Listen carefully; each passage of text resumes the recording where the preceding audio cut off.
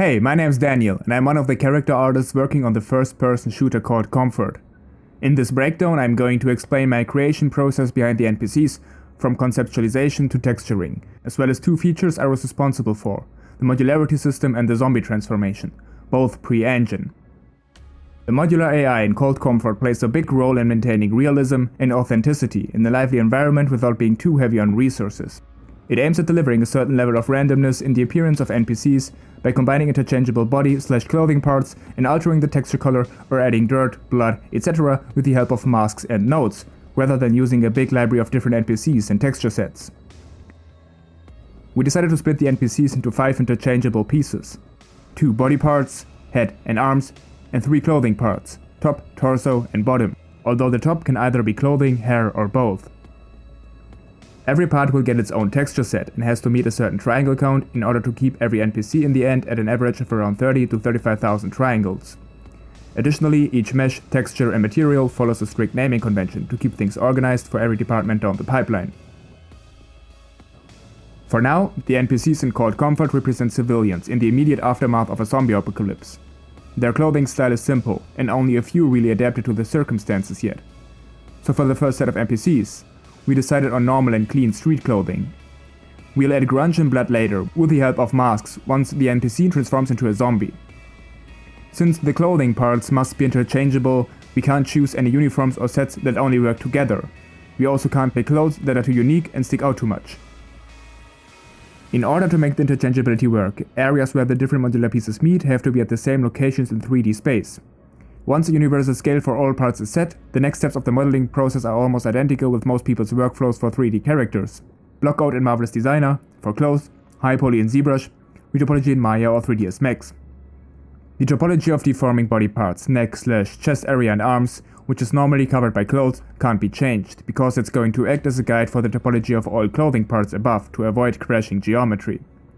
The same rule also applies to layers of clothing in one modular piece, like a shirt below a jacket for instance. Additionally, we cut the low poly G of the arms into upper arms, lower arms and hands. Depending on how much the sleeves of the overlying cloth will cover the body, parts of the arms will be hidden in engine in order to save resources. Now we don't have to bother with the clothes topology if the sleeves reach over those cuts, since we will also conveniently place them right after the deforming areas of the arms. Regarding UVs and texturing, besides keeping every body piece on a separate texture sheet, there is nothing special here yet. They will play a bigger role in the zombie Morph chapter. For now, it's only important to follow the common steps that are crucial for a good UV layout, in order to texture properly and optimize resources. And since we are going to be creating a lot of heads, it's a good idea to keep recurring meshes like eyes or the mouth bag on the same locations in UV space, in order to reuse their textures for the next head variants. Additionally, I combined all facial hair like eyebrows or beards on one sheet, since they are using the same material and the same additional maps like an alpha mask. Adding color variation with the help of masks is the last step before we will focus on the zombie version of our current set of modular parts. These masks will be later used to change the colors of certain areas of the clothes, or even arms for different ethnicities. For this torso piece, I decided to make the colors for 3 areas interchangeable. Since we chose the hue shifting node in Unreal Engine to change the colors, it's important to deliver the textures colored. It's also important to exclude anything from the mask that shouldn't be hue shifted, like dirt or edgeware, and keep these areas black or grey in the mask to lower the impact of nodes on them. And that's it for the unaffected version of our set of modular pieces. Now we are going to deface our handsome looking dude, transform him into a zombie and match his clothes to his new lifestyle. The art of our zombie morph feature is actually pretty basic and mainly utilizes blend shapes, but there are still certain shortcuts during the pipeline that are definitely worth diving into. To create the zombie version of our NPC, we won't do everything from scratch like we would with a new set of clothes or unaffected heads. For each step in the pipeline we are going to use what we have and start from there. The conceptual design is heavily intertwined with our lore and state of the zombies. They are freshly transformed by some sort of virus. That means no crazy flesh wounds or damage you would normally find on a zombie that already got to experience some gunfights in the past. Furthermore, we can't strafe too far from our uninfected head, since we are going to use the same UVs and topology in order to make the morph work with blend shapes and texture blending. For modeling, we only need to work on the geometry of the head and arms. Clothes will get an overhaul in the texturing process. The only parts that need to be put into ZBrush are the body pieces.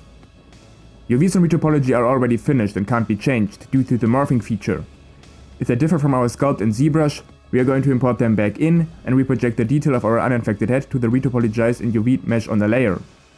That way we keep the skin detail of our human and can later use it as a base. Disabling the layer allows us to work on the bare mesh without destroying the detail when smoothing areas. Now we have to keep in mind that altering the geometry too much will result in heavily deformed UVs, since they are bound to our retopology geo. Whenever we plan to, for example, pinch or inflate certain areas of the skin, we make a copy of the mesh, apply the changes and project them back to the original sculpt.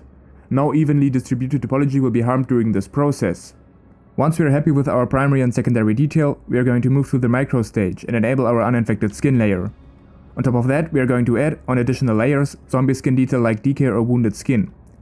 The Morph brush is our friend when deciding how much we want to blend our different types of skin. As soon as we are finished with our high poly, we are going to import it back into Maya or 3ds Max. The lowest subdivision level, which is our UV retopology, and a medium level to use as live object. The medium level is important if we want to make changes to the low poly geometry. Sometimes our zombie version gets a big bump or some serious deformations in certain areas. If done right, topology and UVs shouldn't be stretched. But we won't have enough faces to smoothly adapt to these drastic changes of the head shape. So we are going to increase the poly count in these areas while using the medium level sculpt as live object. But since adding geometry to the zombie retopology will break our blend shapes, we need to apply all our topological changes to the uninfected head as well.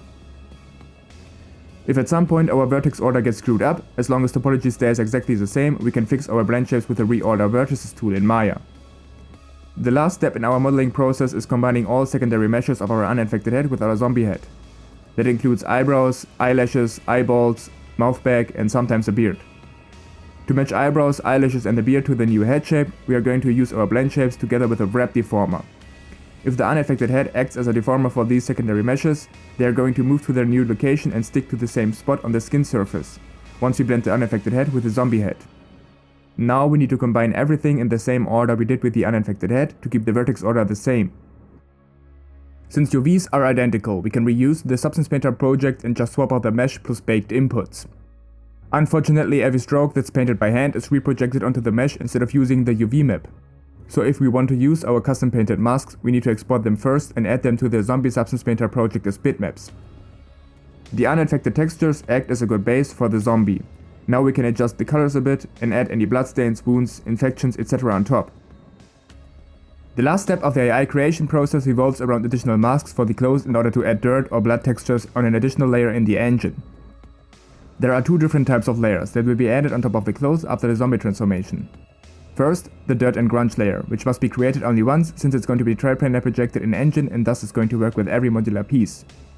Second, the blood layer, which is going to add a big stain of blood on the chest of the zombie's torso clothing piece. It uses the torso's UV map and thus will only be layered on top of that particular modular piece. Due to this, and since we don't want every blood stain to look the same, we are going to create a new one for every new torso part.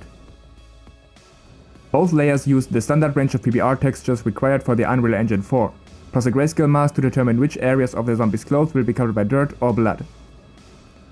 And that's it. Once everything is named correctly, textures and masks efficiently packed, and blend shapes successfully tested, the asset can be delivered to the next department, where it's going to be rigged and animated.